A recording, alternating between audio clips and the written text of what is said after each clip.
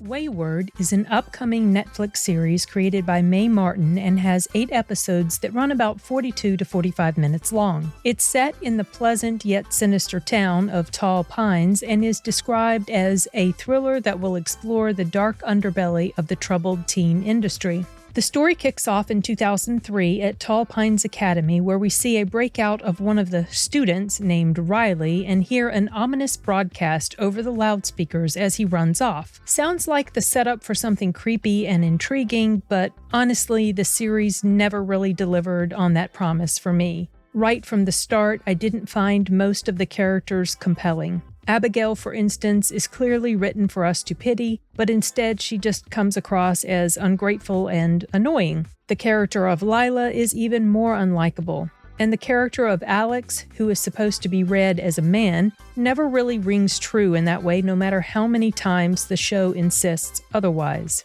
The writing is really the biggest problem here. So much of it leans on unbelievable coincidences or predictable setups. Riley conveniently shows up at the house of Alex and her wife Laura. Why there, of all places? Oh, I know why, to set up what was to happen next. And the following altercation between him and Alex played out in the most obvious way possible. Later, Alex into Tall Pines, and despite being a cop, she's just left alone.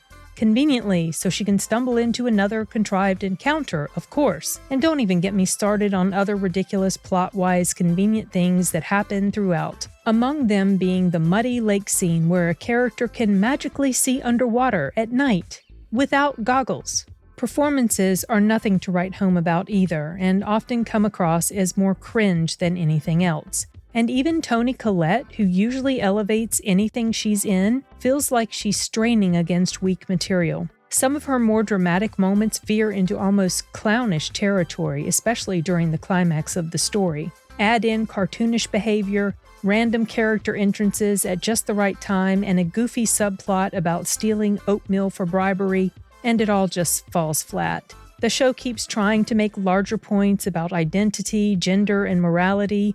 Alex even says at one point, "There's no such thing as a bad kid."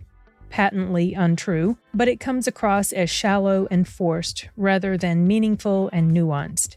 Bottom line, unfortunately, Wayward is heavy on contrivance, weak performances, and clunky messaging. It wants to be smart and unsettling, but it mostly left me rolling my eyes. Wayward comes to Netflix on September 25th.